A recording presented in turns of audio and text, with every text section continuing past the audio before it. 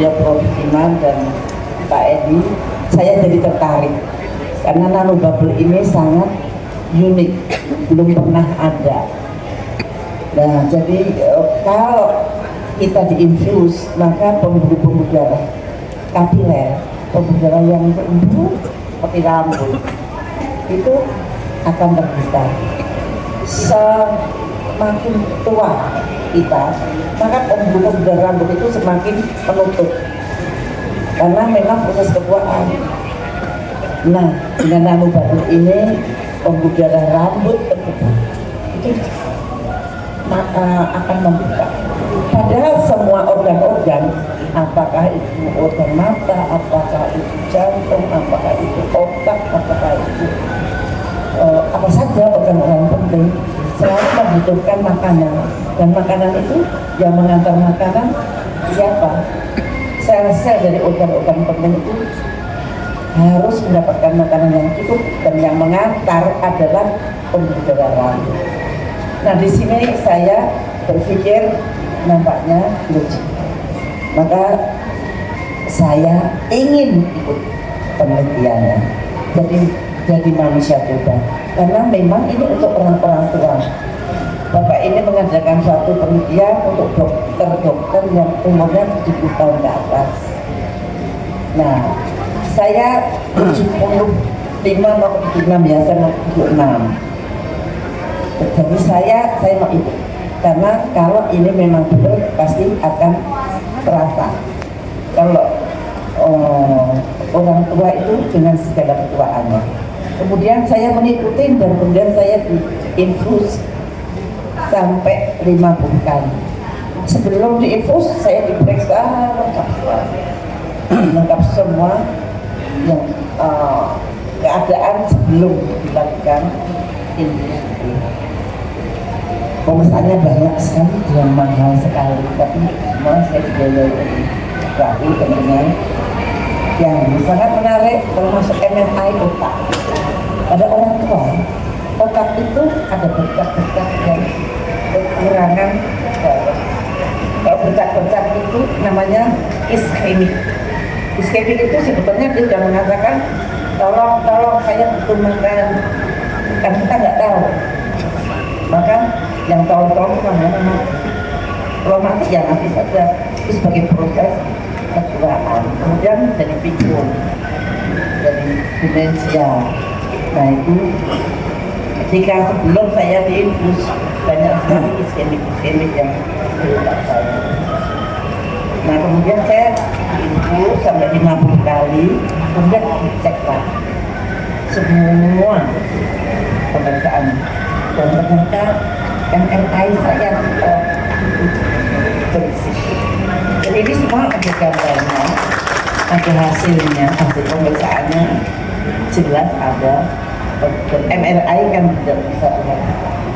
Jadi disitulah saya senang sekali. Satu faktor lagi yang diperiksa oleh Pak Edi sama Prof. Iman adalah telomer. Nanti Anda terangkan.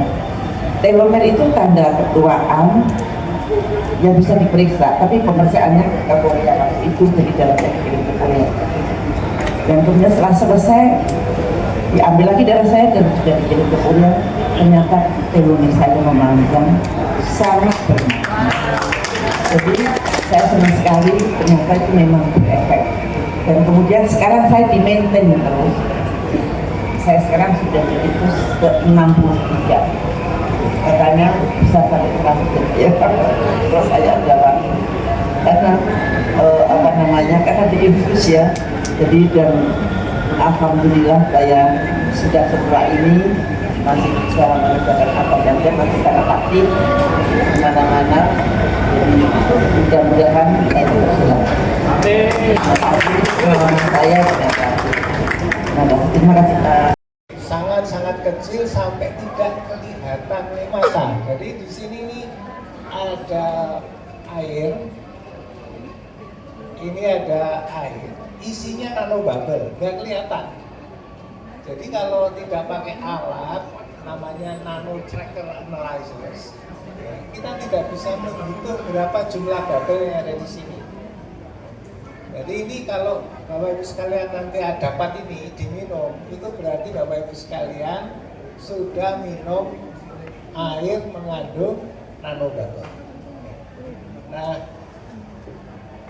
nanobubble itu karena ukurannya sangat kecil, dia tidak seperti gelembung biasa. Kalau gelembung itu kalau di dalam air itu kan naik ke atas tuh, ya itu yang kasat mata itu, yang terlihat oleh mata. Kalau nanobubble ini tidak kelihatan oleh mata, ukurannya itu nanometer sepermiliar meter, jadi tidak kelihatan oleh mata. Karena tidak kelihatan oleh mata dan ukurannya sangat kecil, dia tidak pergi ke atas. Kalau ada di dalam sini, dia bisa bertahan sampai 10 tahun lebih di dalam cairan. Nah, itu adalah nanobubble. Nah, karena bubble, maka isinya itu udara atau gas.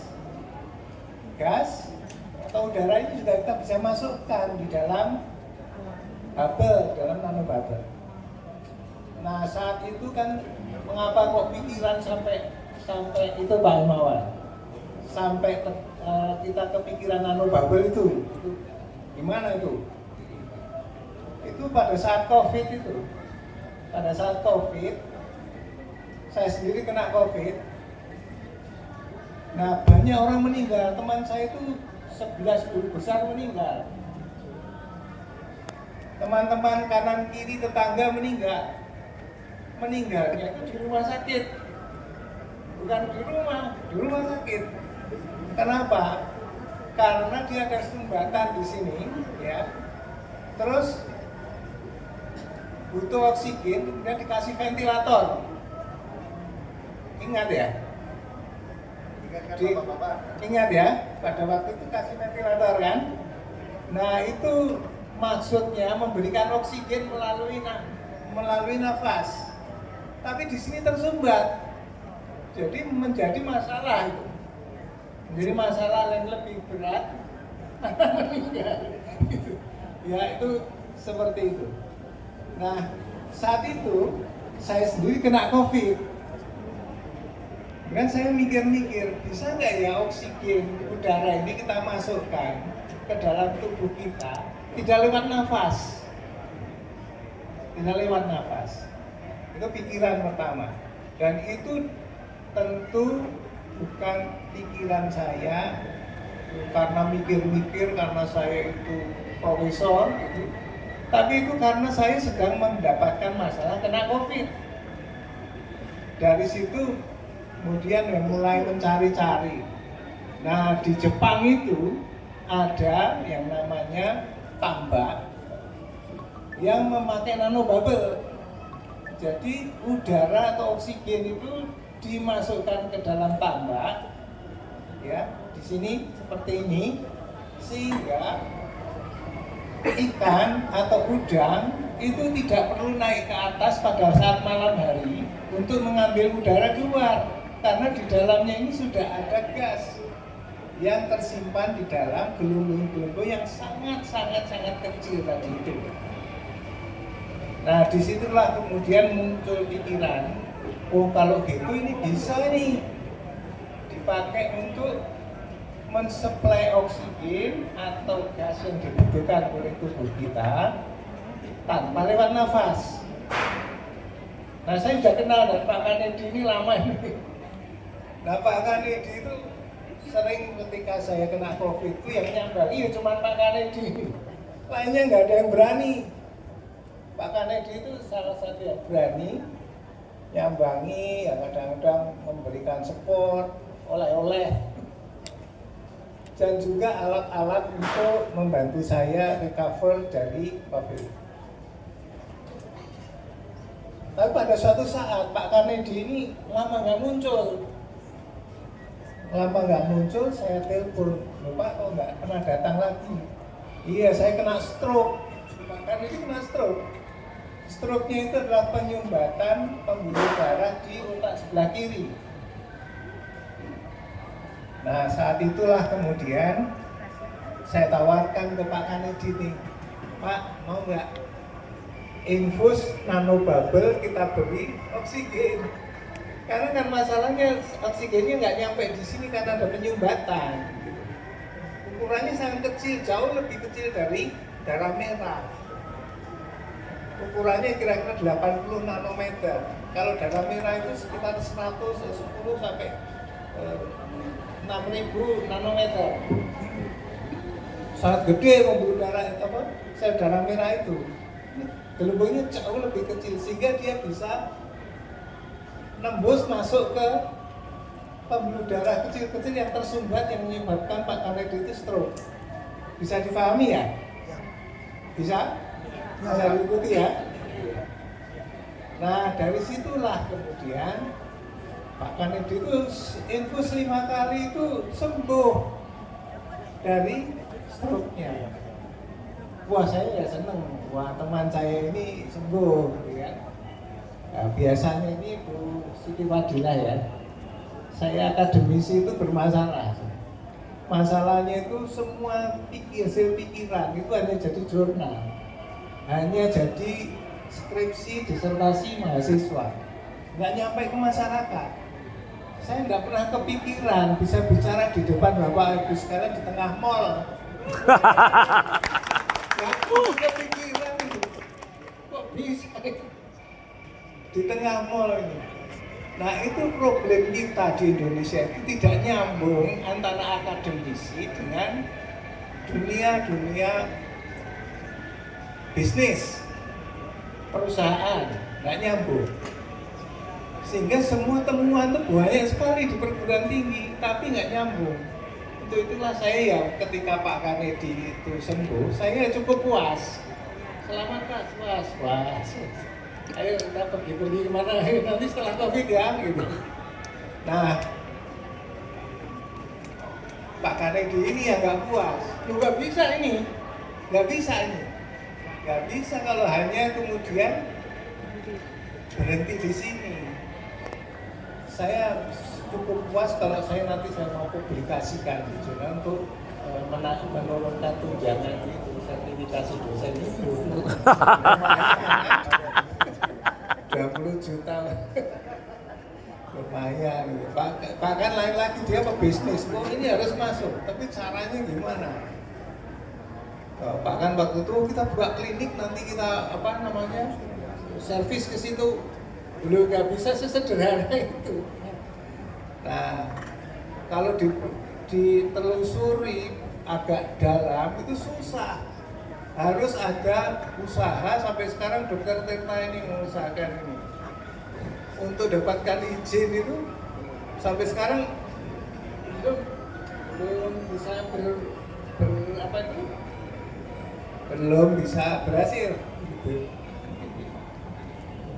Nah Bapak sekalian, kemudian muncullah ide kalau kita buat keluarga besar gimana? Maksudnya apa Pak? Kan bilang itu kita teknologi ini, karena saya uji juga dengan kultur sel pakai tikus di laboratorium, sampai dosis berapapun tidak ada yang tikus mati. Artinya teknologi ini sangat aman. Kemudian saya tawarkan, gimana kalau kita buat klub? Klub itu kumpulan orang yang kemudian menggunakan teknologi ini bersama-sama. Nah ini kita sedang mengajak Bapak Ibu sekalian jadi member klub. Nah mengapa harus begitu? Kalau kita ini bisa disatukan jadi satu keluarga, orang di luar keluarga kan tidak bisa ngurusi orang di dalam keluarga kita, iya kan? Nggak bisa. Mau di situ terdengar pertengkaran, tetangga cuma di situ bertengkar, gitu aja kan? Makanya kita kemudian buatlah keluarga ini bersepakat untuk menyelesaikan permasalahan kesehatan bersama. Nah, saya sih tidak menyelesaikan kesehatan, saya masih mengatakan meningkatkan kualitas hidup bersama. Yang tadinya tidak bisa jalan, yang tadinya itu pelupa menjadi bisa ingat lagi gitu. Yang tadinya itu jantungnya sering sakit-sakit gini, sakitnya hilang, itu aja sebetulnya. Dan teknologi ini sudah kita lakukan kajian di laboratorium melibatkan 5 universitas. Universitas Brawijaya, Universitas Gadjah Mada, Universitas Airlangga, Universitas Hang Tuah, Universitas Jenderal Sudirman, dan juga BRIN sekarang kita libatkan. Badan Riset Inovasi Nasional sudah kita libatkan. Kita melakukan trials di tempat-tempat itu dan semua mengatakan sepakat bahwa teknologi ini aman. Jadi Bapak Ibu sekalian bisa ikut join karena kita sudah melakukan riset secara cukup. Baik, Bapak sekalian, sekarang sasarannya apa? Perbaikan kualitas hidup, tidak menyembuhkan, tidak. Tetapi kalau tidak bisa jalan menjadi bisa jalan, sudah sembuh itu. Sekalian ya. Jadi kalau tadinya pelupa terjadi ingat. Ada yang pelupa ini. Ada ibunya itu sudah lupa. Tapi setelah ikut infus ini, dia ingat, loh aku nyimpen duit yang ini. Aku biar ngutangi. Loh saiki nang di duit kok hilang kabeh. Nggak tahu bahasa Jawa ini. Maaf nih. Karena saya dari Jawa Timur. Uangnya mana ini? Jadi ingat lagi gitu ya. Nah, akhirnya perbaikan kualitas hidup itu adalah bagian dari tema kita di dalam kelab itu. Ibu sekalian, kalau mau join silahkan, dan alhamdulillah Bu Siti Fadilah juga join. Gak mudah nih Bu Siti Fadilah join ke kita ini, gak mudah.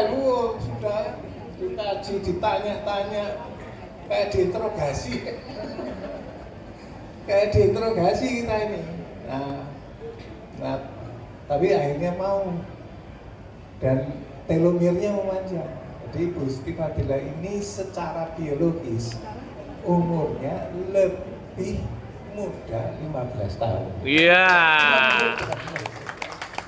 Nah ini improving life quality sebetulnya. Jadi tidak ada masalah kesehatan.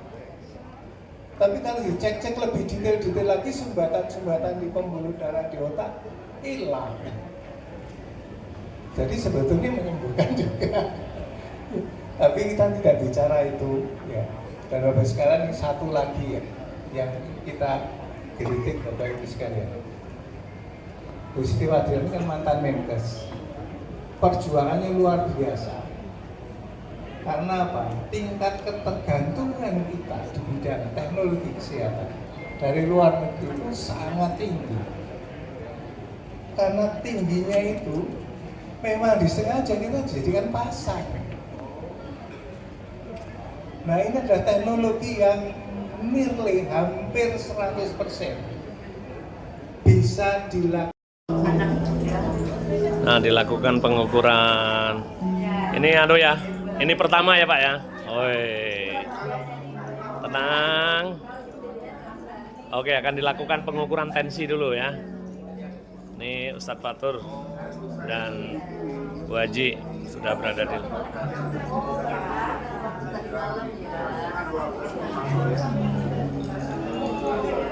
Bagaimana tensinya? Oh belum. Oke.